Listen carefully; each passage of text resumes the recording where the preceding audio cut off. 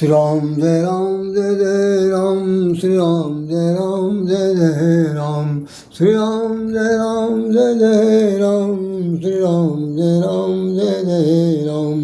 दुर्गति नाशन दुर्गा जय जय, काली विनाशनी काली जय जय, दुर्गति नाशनी दुर्गा जय जय, काली विनाशनी काली जय जय।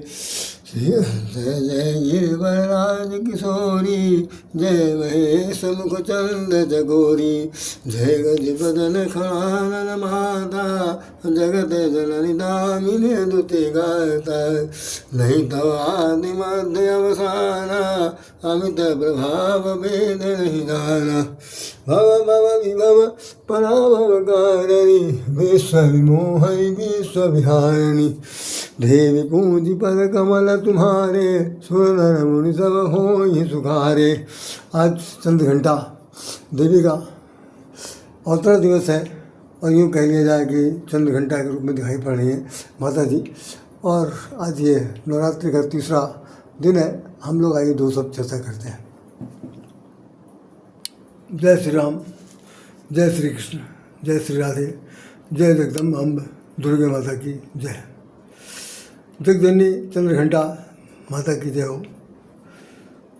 समस्त नौ दुर्गों में सभी देवियों को सादर प्रणाम।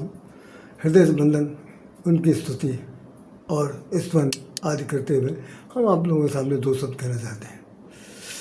बहुत गौर से सुनने की चेष्टा करिएगा, क्योंकि इस विषय पर ज़्यादा व्याख्यान देने का समय नहीं है। एक बात सबसे महत्वपूर्ण समझ लीजिए आप, ये आप देखें, ये दुर्गा सप्तमी सप्तशती है जिसके बारे में मैं इसमें हमेशा पढ़ता रहता हूँ। तो इसके तीसरे अध्याय में जो लिखा हुआ है वो चंद्रघंटा के बारे में ही है। मैं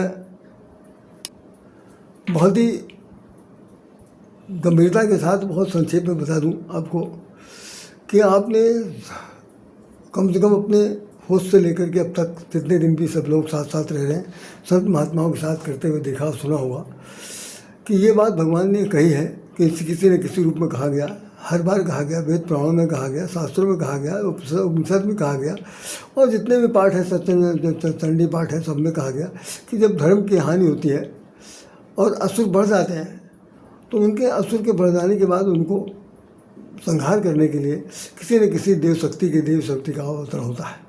जैसे भगवान श्री कृष्ण ने गीता में कहा, यदा यदा धर्मस्य ग्लानि भवति भारत। जब जब धर्म की हानि होती है तब तक मैं इस संसार में धर्म की स्थापना के लिए अवतार लेता हूँ। विविध रूपों में आते हैं, तो जिसको जिस रूप में मारना है, जिसकी अपने मतलब मारे जाने की जैसे उसने किसी ने इच्छा व्यक्त कर रखी है, तो ऐसे बहुत सारे आपने देखे होंगे कि जो बहुत ही दैत्य बन गए, मनुष्य से राक्षस बन गए। उन लोगों ने भगवान से या देवी देवताओं से तपस्या करके वरदान मांगा कि मैं अगर मरूँ तो इनके हाथ मारूँ और कोई मुझे नहीं मार सके, और वो उस वक्त वो एवं मस्त कर देते थे। मैं इसमें बड़ा बुरा न मानिएगा, मुझे बड़ी भारी उल्टवासी नज़र आती है कि भाई आप लोग तपस्या क्यों कर रहे हैं? तपस्या इसलिए कर रहे हैं शक्ति पाने के लिए। शक्ति पाकर क्या चाहते हैं? संसार में एक छत्र राज करना चाहते हैं।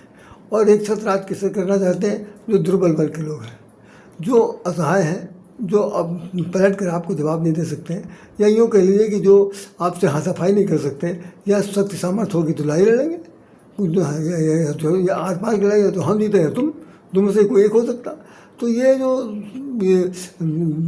सबल और निर्बल की लड़ाई है, सुर और असुर की लड़ाई है, ये आज की लड़ाई नहीं है। ये जब से युग बना है तब से चला रहा, जब से सृष्टि का निर्माण हुआ तब से चला रहा।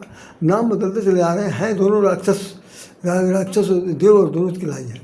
देवता असुरों की लड़ाई है, और वो अभी भी देवता असुर है। जो सनातनी है वो देवता है, जो असनातनी है वो असुर है। अब एक दूसरे का नाम ले लिया तो मेरे लोग सबसे ज़्यादा नाखुश हो जाएंगे, लोग मुझे असुर कह दिया। तो सच्चाई है कि जो सत्य का विरोध कर रहा हो और धर्म का भी विरोध कर रहा हो, धर्म को भी न मानता हो, अपनी ही चलाता हो, ऐसी स्थिति में देख लीजिए आज की स्थिति क्या है।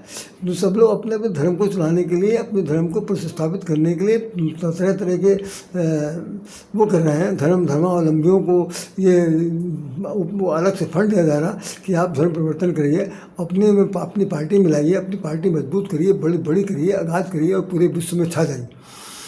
अभी तमाम सारे अभी आपने देखे होंगे अखबारों में निकले हैं, कई जगह पर कई देशों में तख्ता पलट हुआ, मारकाट हुई, ये हुआ।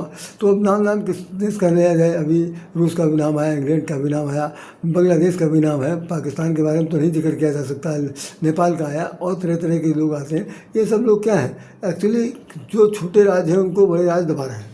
दबाने के बाद अपना वर्चस्व चाहते हैं, वहाँ पर वो अपने मनानुकूल सत्ता चाहते हैं, और उनके जो समर्थन करने वाले हैं उनको पैसा देते हैं कि किसी तरह से हमारा जो काम चले। जैसे अभी हाल में जो रूस का इंग्लैंड की जो बातचीत हुई, उसमें सिर्फ यही था कि जो सोशल मीडिया में हो रहा है, जो सोशल मीडिया के थ्रू व्यापारियों को लाखों करोड़ों अरबों की कमाई हो रही है, उसको अगर नियम के अनुसार बांध दिया जाएगा तो उनकी कमाई रुक जाएगी, क्योंकि सोशल मीडिया अच्छी स्थिति में नहीं है। अच्छी स्थिति मतलब नहीं, वो अपनी पोजीशन में तो सर्वोपर है, लेकिन जनहित में, कल्याण के हित में, विश्व के हित में, किसी देश विशेष के हित में उसकी स्थिति उतनी अच्छी नहीं है, क्योंकि उसमें जितने भी चीज़ें आ रही हैं वो सब एक प्रकार का भ्रम पैदा करने के आ रही हैं। तो खैर हम उस सब टॉपिक से हट के बात करना चाहते हैं। आज चंद्रघंटा देवी का जन्मदिन है, उनका अवतरण दिवस है। और चंद्रघंटा उनका नाम क्यों पड़ा? कि उनके मस्तक पर जो मुकुट है वो अर्धचंद्राकार के, उस पर अर्धचंद्राकार बना हुआ है। ऐसा भी कहा जाता है कि भाई इनका जब अवतरण हुआ तो उस बहुत पूरे ब्रह्मांड में बड़ा अंधकार था, और अंधकार इस रूप के था कि अज्ञानता रूपी अंधकार थी, राक्षसों का बड़ा वर्चस्व था, देवता लोग मार के भगा दिए गए थे, और वो भगवान विष्णु से प्रार्थना करते हैं, भगवान शंकर से प्रार्थना करते हैं, ब्रह्मा से प्रार्थना करते हैं। वो सब लोगों ने मिल करके फिर एक स्वरूप का निर्माण किया जिसके पास 10 हाथ हैं। चंद्रघंटा देवी के पास 10 हाथ हैं। पहले हमने एक बार लेख लिखा था, तो संपादक ने कहा कि भाई अभी तक तो अष्टभुजा वाली देवी का जिक्र किया था, आप 10 कैसे ले आए? तुमने गिन लीजिए भाई, कई पंडालों में 10 भुजा वाली दिखाई पड़ती हैं। तो उन्होंने कहा अच्छा बात, खैर उन्होंने हमारा लेख छाप दिया था, ऐसी बात नहीं। उस लेख को मैंने अपने पास रिकॉर्ड में रखा हुआ। तो कहने का मतलब है कि चंद्रघंटा, कुछ लोगों ने जो आज की तारीख में छोटी कहानी के बुलंद लिखी है, उससे मैं सेटिस्फाई नहीं हूँ। वो कहना चाहते हैं कि चंद्रघंटा है और वो शांति की देवी हैं, सुख समृद्धि देने वाली हैं, और ऐसा है वैसा है। लेकिन देवी पाठ के अंदर जो सप्तशती पाठ है उसके अंदर तो सब कुछ और लिखा हुआ, उसमें तो लिखा हुआ